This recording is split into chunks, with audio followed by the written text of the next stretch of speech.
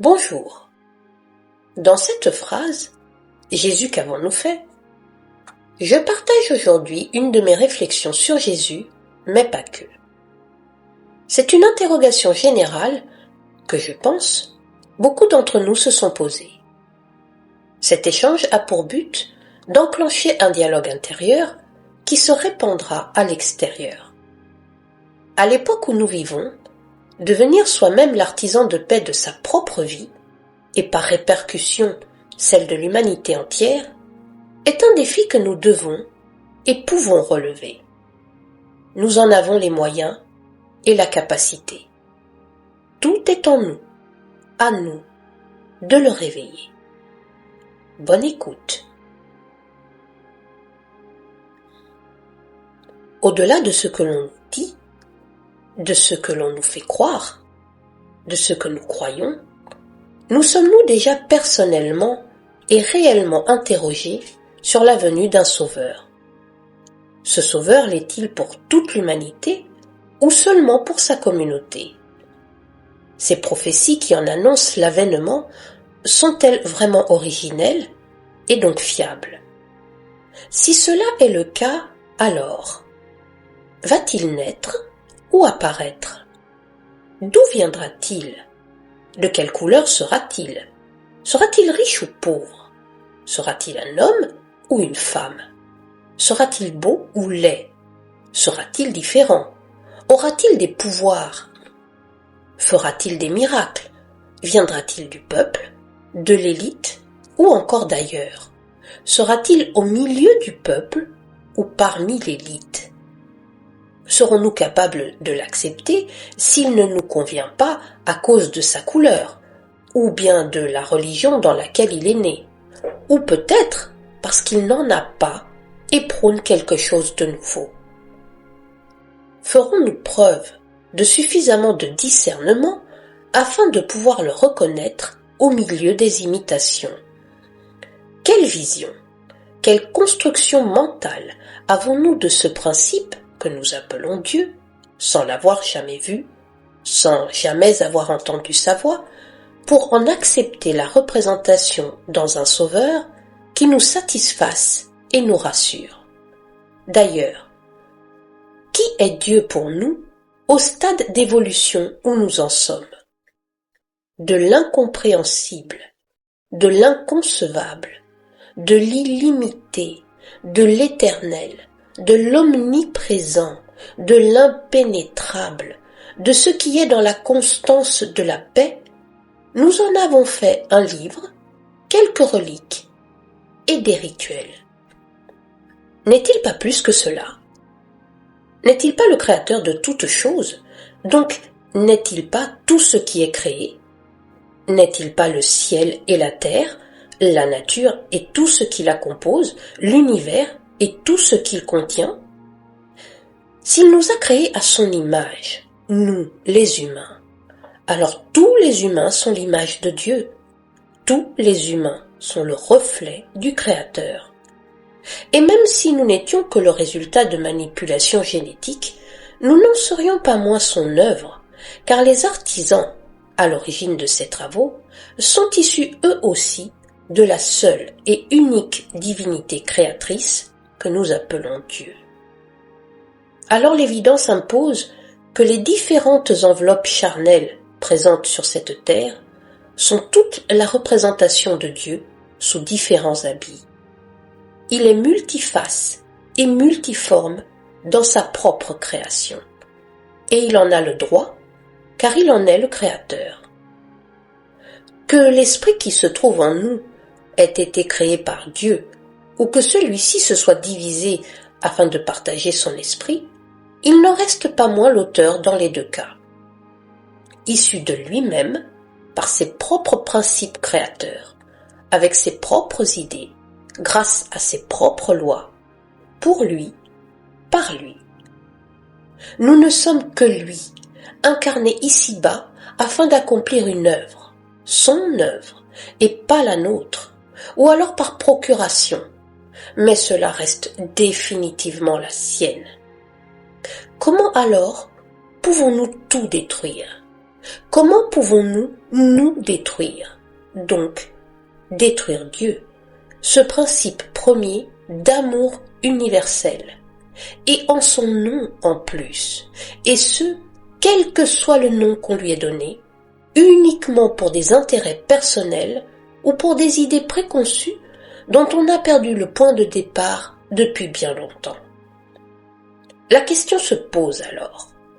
Sur la base de quelles preuves réellement tangibles doit-on croire aveuglément en un texte qui nous informe qu'un prophète aurait parlé à Dieu sans en voir autre chose de lui qu'un buisson en feu qui ne se consume pas et aurait, de plus, reçu lui et lui seul des commandements pour sa tribu qui se sont étendus à toute l'humanité sous diverses versions et les 3/4 du temps par la force, par la peur, par la suppression systématique de toute forme d'opposition.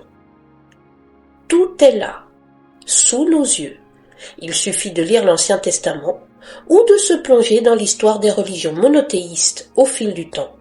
Les preuves ne manquent pas. Nous pouvons aussi voir dans notre présent les effets de ce passé. Pourquoi le peuple entier ne fut-il pas témoin de cela avec le prophète?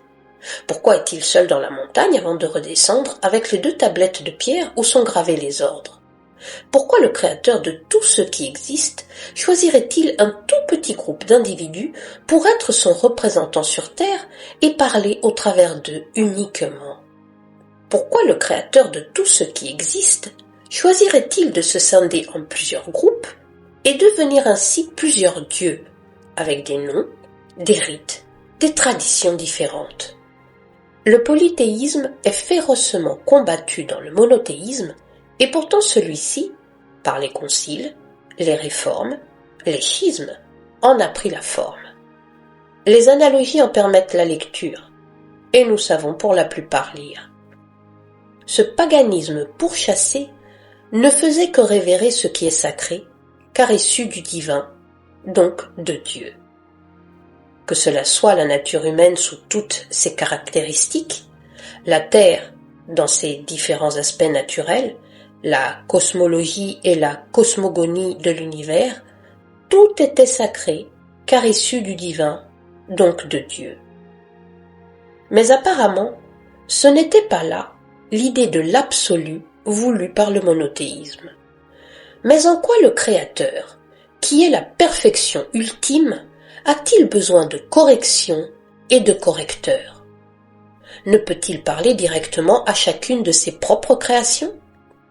Si tout ce qui existe est lui, est issu de lui, alors tout est saint et béni. Tout est en ordre, dans l'ordre qu'il a désiré et créé. Alors, si tout était parfait, comme il est écrit, pourquoi Jésus est-il apparu en ce lieu? Mais plus, si tout était parfait, pourquoi avoir eu peur de lui et l'avoir fait taire? Si tout était parfait, personne ne l'aurait écouté. Jésus n'est-il pas venu réformer et reformer en offrant à tous un enseignement leur permettant de se libérer d'un joug dont apparemment beaucoup ne voulaient plus au vu du succès qu'il a eu? Pourquoi alors lier dans un même livre une histoire, une pensée, une forme de croyance qui était dévolue et intrinsèque à un seul peuple avec ses paroles à lui? Les textes, entre l'Ancien et le Nouveau, ne véhiculent pas le même message. Se cacher dans une virgule n'accorde pas l'invisibilité. En changeant le sens de la phrase, votre présence est révélée. Sur une base mortifère, Jésus a servi de justificatif, de blason, pour excuser tous les crimes commis en son nom, et pire, au nom de Dieu, afin d'assouvir des idéaux de conquête, de rapine, de luxure, de pouvoir. En quoi ces actions étaient-elles différentes de celles des autres peuples dits sauvages? Certaines de ces populations les ont d'ailleurs accueillies les bras ouverts, curieuses et respectueuses de la différence. On connaît la suite. il n'est nul besoin de dessein, mais ouvre une parenthèse. L'inverse s'est-il jamais produit? Jésus a dénoncé les abus, les non-sens de toutes sortes. Il a parlé ouvertement, sans se cacher, de ses vérités à qui voulait l'entendre. Il a dit que tout ce qu'il faisait, nous pouvions le faire et de ne pas douter. Grâce au pouvoir de Dieu, il a maîtrisé les forces de la nature, il a guéri les malades, il a chassé les démons, il a ressuscité les morts. Si tous ces miracles étaient expliqués au peuple au travers de ce qu'il révélait quand il s'adressait à eux, il est normal qu'il ait fait peur à toutes les formes de pouvoir en place et qu'une si grande insistance pour l'éliminer finit par être acceptée dans toutes les hautes sphères. Il n'y a que ceux qui restent et qui ont le pouvoir qui écrivent l'histoire, et à leur convenance, si cela les arrange. Il y a tellement de miracles répertoriés dans tous les écrits de toutes les cultures du monde entier, et ce, depuis toujours, qu'il faut le vouloir pour ne pas le voir. Mais à décharge, il est vrai qu'on en a fait des mythes et des légendes, ou qu'on les a simplement occultés et rangés dans des cartons au fin fond d'instituts inaccessibles. Il est dit, dans la Bible, qu'une voix à peine audible, presque silencieuse et nommée Bat-Kol, avertissait les patriarches d'un appel entrant de Dieu. Qu'en est-il alors de tous ceux qui entendent et écoutent cette petite voix qui les guide? Sont-ils fous? Sont-ils possédés? Sont-ils bons à brûler? Qu'en est-il aussi de toutes ces cultures où l'on écoutait l'au-delà au travers de voix, où les peuples étaient guidés par l'intervention d'êtres supérieurs et où la mention d'actes miraculeux apparaissait également? Pourquoi cela est-il permis à certains, mais interdit aux autres? Pourquoi ne peut-on et ne doit-on croire qu'un seul récit, qu'une seule version? En quoi la parole de l'un prévaut sur celle de l'autre si nous sommes tous issus du même Créateur? Que faire de toutes les singularités qu'ont vécues et que vivent de nos jours un nombre incalculable de gens? Nombre de travaux menés par des scientifiques en ont confirmé la véracité. La science s'y penche et expérimente, malgré l'omerta et l'ostracisme qui sévit encore, heureusement de moins en moins, sur ce type de recherche, mais surtout sur les chercheurs quand ils divulguent au peuple le résultat de leurs recherches. De nos jours, la science et certains scientifiques sont plus proches de l'Esprit de Dieu et de ses lois que les croyants qui en sont encore aux guerres de religion, même si cela n'est ni avoué, ni reconnu ouvertement, ni même conscientisé. Le Moyen-Âge n'est pas fini. Jusqu'à quand va-t-il perdurer? Sur la base de quels critères Dieu doit-il encore se plier à nos caprices d'enfants? Dans l'Ancien Testament, il nous est révélé le nom de Dieu. Il s'est lui-même présenté aux prophètes avant de donner ses 10 commandements. Je suis YHWH, ton Dieu, peut-on lire. Du plus loin que les mystères existent, la connaissance de ces 4 lettres existait dans les sociétés secrètes, les confréries ésotériques, les francs-maçons, et cette liste n'est pas exhaustive.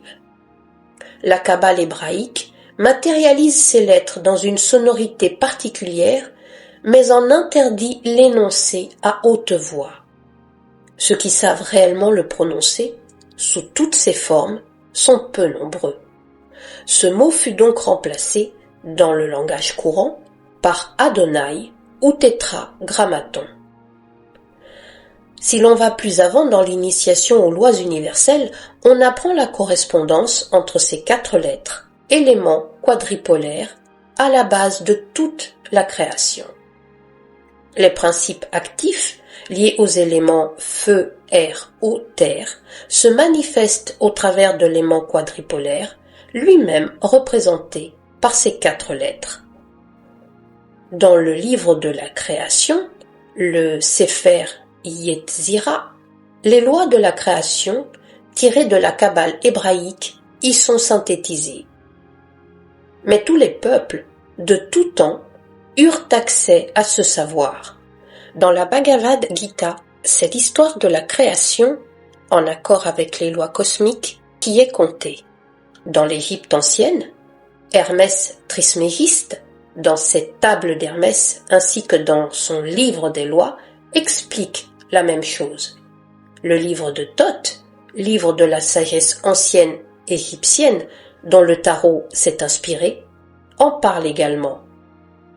Que les écrits soient égyptiens, indiens, hébraïques, ce sont cependant les mêmes lois qui, au fil des millénaires, sont transmises, plus ou moins, dans leur intégralité.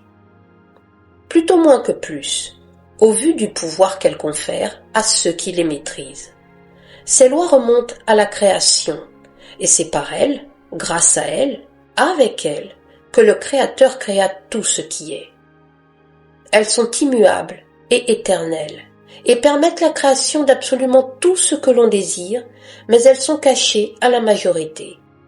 L'argument majeur d'une telle décision en est la limitation du risque d'une mauvaise utilisation de ces dites lois et l'abus qui en découlerait. Et cela se conçoit parfaitement, car il faut être conscient du poids de la responsabilité qui nous incombe en ayant entre les mains de tels pouvoirs. Nous ne pouvons effectivement que constater que l'argument était valable, mais malheureusement, ce sont ceux qui cachent, qui abusent au détriment de la grande majorité.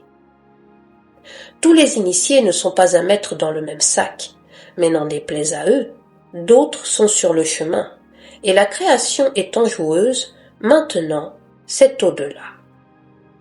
De cet homme simple qu'était Jésus, descendant, nous dit-on, de patriarches, de prophètes et de rois hébreux, ayant un savoir et une culture immense, empli d'une sagesse infinie et maîtrisant les lois universelles à un point tel que l'accomplissement de miracles n'était pour lui ni difficile ni impossible, accessible, ouvert, aimant d'un amour inconditionnel son Créateur, et donc tout ce qui comme lui en est issu, représentant l'incarnation parfaite de l'être devenu divin, de cet homme, de cet esprit, de son exemplarité, de son enseignement, que mettons-nous vraiment en pratique à chaque instant de notre vie, loin des fastes, des honneurs que les représentants de culte affichent depuis des lustres avec ostentation, rappelant par là, sans leur manquer de respect,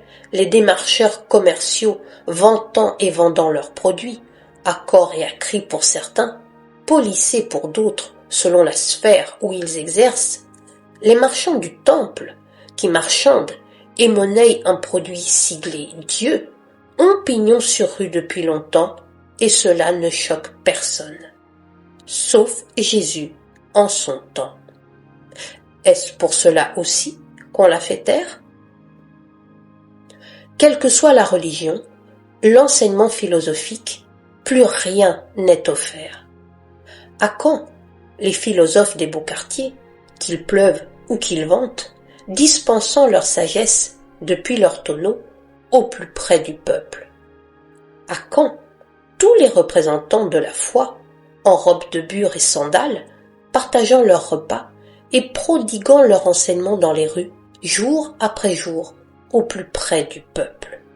À quand les auto-élus, à qui le sceau de la révélation suprême sur les mystères de la création a été apposé sur le front par le grand maître, donnant sans retenue ce qu'il leur est transmis, mais également partageant l'abondance sans limite que leur confère ce savoir avec le peuple? L'idée première du message de Jésus s'est envolée avec lui et avec ceux que l'on a persécutés, massacrés et exterminés, les croyants des premiers temps, ceux qui avaient reçu l'enseignement véritable et qui ne voulaient pas en démordre. Face à un modèle de société exploitant l'humain et à l'avidité sans frein des nouveaux parvenus religieux, la condamnation à mort de ces êtres de paix, dangereux par le simple fait d'exister et d'être un exemple, ne faisait aucun doute. Ceux qui prônaient le message originel de Jésus étaient un danger pour la société, et on leur fit subir ce que siècle après siècle on a fait subir à tous ceux qui représentaient une menace pour l'ordre établi, l'élimination pure et simple de la surface de la planète. L'appropriation et la récupération de ce qui était considéré comme une secte réfractaire et révolutionnaire à l'époque par les autorités dirigeantes ne s'est pas fait attendre. Devant le potentiel de manipulation des foules qu'offraient ces idées novatrices à des empires en déclin, permettant ainsi à des êtres mal intentionnés d'organiser une refonte discrète mais totale du pouvoir et de la mainmise sur les peuples, le choix de s'en servir fit l'unanimité, et ce, aux dépens même d'une vérité qui aurait permis à l'humanité d'évoluer vers une conscience universelle en douceur, dans la paix et durable. Au contraire, au nom d'un Dieu que je ne connais pas, on a anéanti des peuples, des civilisations entières, hommes, femmes, enfants. Les pires horreurs, les pires monstruosités, les plus abjectes, furent commises sur des êtres qui symbolisaient le Créateur sous ses divers aspects. Et cela se perpétue encore. Pourtant, n'est-il pas à l'origine de tout? N'est-il pas tout ce qui est? Le fanatisme religieux fut et est encore un fléau pour l'humanité. Il n'est pas besoin d'oxyre pour être fanatique. Le simple fait de ne pas tolérer un autre mode de pensée, une autre forme de croyance, une autre façon de l'exprimer, démontre l'intolérance. Ce système planétaire est sectaire si on l'analyse correctement, et les analogies que l'on retrouve facilement entre petites et grandes sectes, quand on prend le temps de regarder, ne font que le confirmer. L'humanité, aux 3/4, obéit docilement aux ordres qui lui sont donnés par le quart restant, car qui gère et digère le monde qu'il s'est construit à son image, pour son confort, sa survie, sa pérennité.